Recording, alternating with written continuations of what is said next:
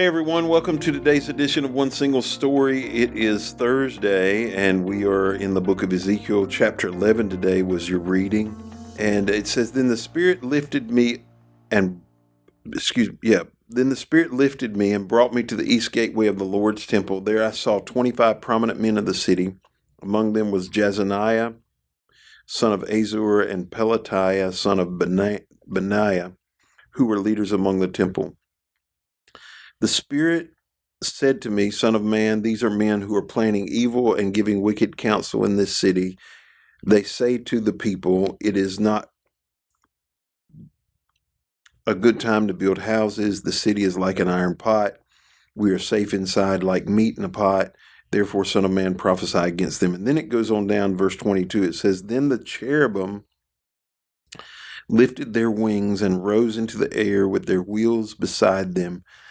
And the glory of the God of Israel hovered above them. Then the glory of the Lord went up from the city and stopped above the mountain to the east. So at the end of the chapter, it talks about the glory of the Lord moving, and it gives some descriptions that we normally don't think about.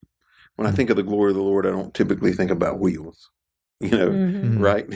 I do think about the wings, that piece of the tabernacle. But I would like for you to describe the glory of the Lord to me. And then when are some times we might see it or experience it? It's interesting. The word for the word for glory here, the Hebrew word for it is kavod. I think that's how you say it, kavod or kavad. But the word means, like, it translates to like heaviness, this weight. And I will say, like, I had never really understood that before. I mean, I could understand always the weight of God, this, like, this heaviness of, like, the Spirit on you. I would say I had never really felt that before. But I will say, I'm not superstitious, but I'm a little stitious, as they say in the office. I'm not really, but when we went to Israel, we were walking, I believe it was alongside the Western Wall, and this is an odd experience for me. We're walking along, and as we're going along, we're going through this kind of like tunnel area. And as we're going along, we go through this room. It's kind of like white. There's a few little things in there, and we walk through it. And as we're walking through it, I'm standing behind Steve, and I've got Alyssa to my side.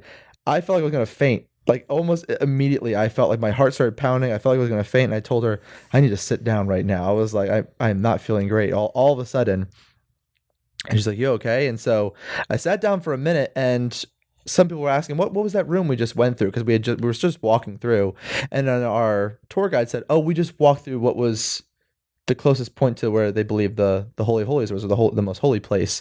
And so we all went back in there, and Alyssa was like, did you know that? I was like, no, I didn't know. Because all of a sudden, as I walked through there, I felt like I thought I was gonna fall down. I felt like this, like, weight. And then we talked about it afterwards, and I told my wife, and she's like, wait a second, why were you affected that way? Is there something that God was trying to wipe out of you or something like that when you walked through there? I was like, I don't know.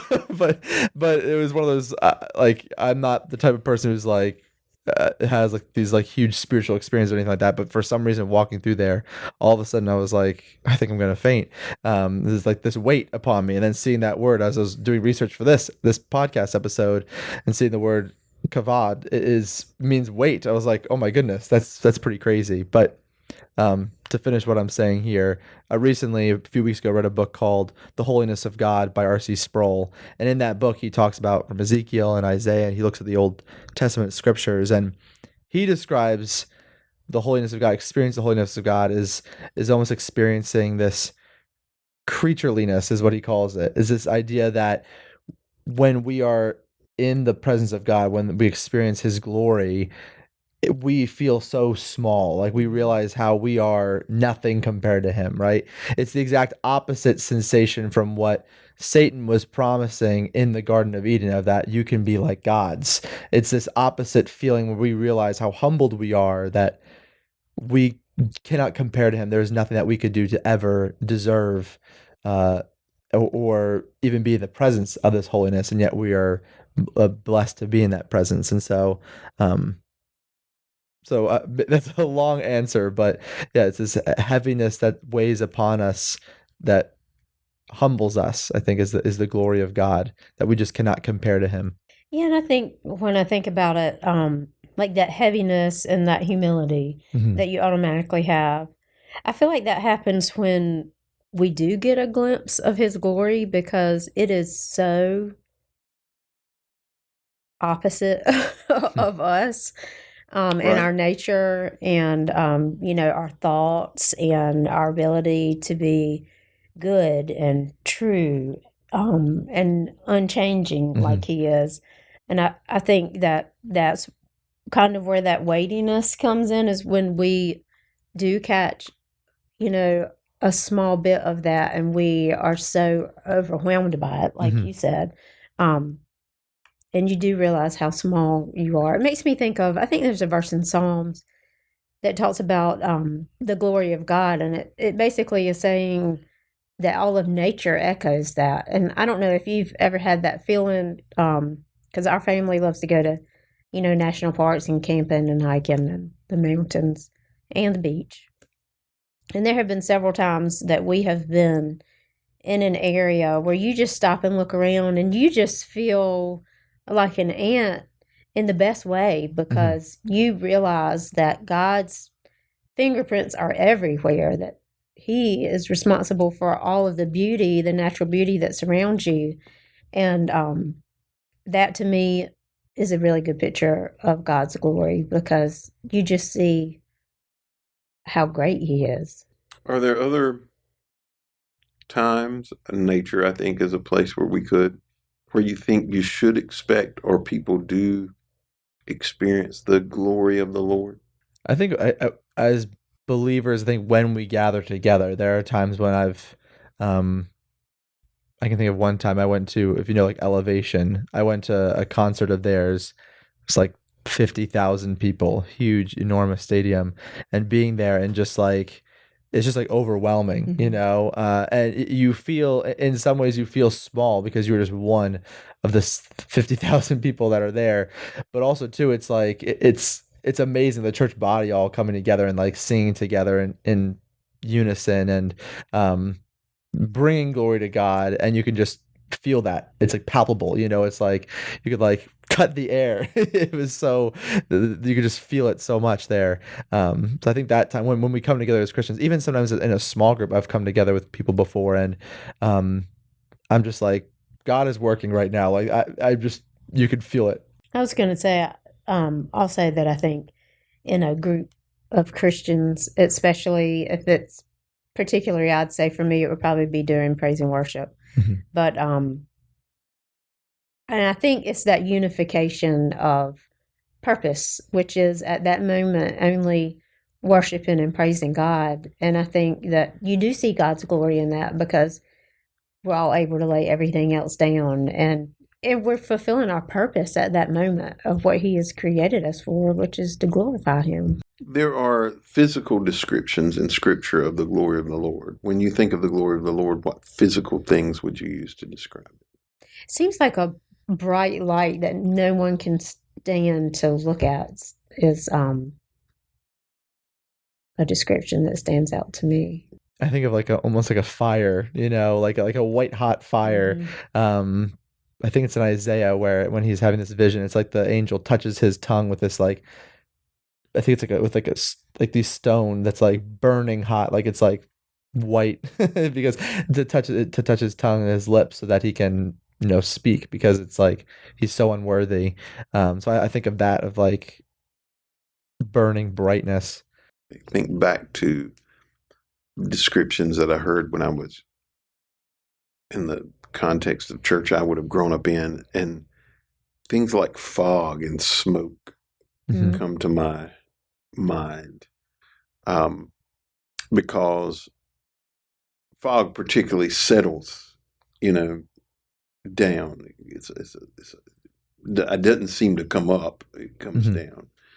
Um, when I was in Israel recently, I don't know why I noticed it differently than I had before. There's lots of Ark of the Covenant knickknacks that you can buy, Mm-hmm. you know. Mm. And most of them The cherubim. used a different figure as a cherubim than I would have described. The cherubim was very small, but the wings were giant, you know, almost like a banana leaf, Mm-hmm. touching what they were supposed to touch, but none of them I saw touched, you know. Mm-hmm.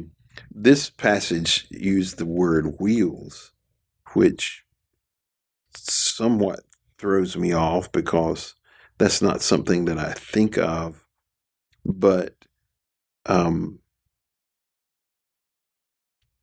Ezekiel uses the analogy of a wheel multiple times. I'm pretty sure it's in Ezekiel where he talks about a wheel within a wheel. You're all familiar with that Mm-hmm. statement? I'm pretty sure Ezekiel is the one that says that. And so he almost describes it as something that's moving, you know, it's alive, it's not stationary. And, you know, when you find even in the Old Testament, with the children of Israel, it wasn't stationary. It was constantly moving. You know, when it moved, they moved. And when it stayed still, you stayed still. And I do think there's value in corporate environments. I think sometimes we miss that. We don't think about the value of that as much as we probably should.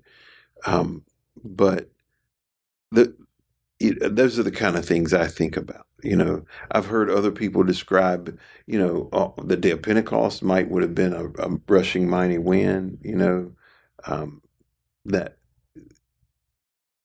concept. And I've heard people, as a matter of fact, we're getting ready to, I don't know if y'all have started the book, we will be done with it by the time they hear these podcasts probably, but the awe of God. And he, if I remember right, he gives an illustration at the beginning of that book about the wind of God blowing through an arena where he was at. And, you know, I think there's so many ways we can use to describe it. I think whatever it is, God's trying to get our attention. You know, that's the thing is to make sure. And I think there are times our own disposition puts us in a position that we can see him more clearly and in a different way. Anything else y'all want to add to this? All right. Yeah, something Go really ahead. funny. Yeah, go ahead. I do not consider being a piece of meat in a pot feeling very safe. I thought that was a really interesting way to describe, like, a place that you would feel was safe and a good place to build a house, good time to build a house. Well, the way just based on what I know about that passage and what I've seen traveling, I think that was a place where they felt like they could keep meat and things on the outside didn't destroy it. It was as safest as it could be. Right. It wouldn't get contaminated. Right. Yeah, spoiled. Yeah, whatever. So, yeah. But I agree. That's not the illustration I think about. Yeah, that was pretty interesting. No. Snug as a bug in a rug. Yes. Whatever that means. You know, there's a lot of, I'm like, I don't want to be a bug in a rug. I don't want to have a rug with bugs in it. Yeah, no, exactly. Well, thank you for joining us today. Hope you'll be back tomorrow as we finish up our conversation on the book of Ezekiel.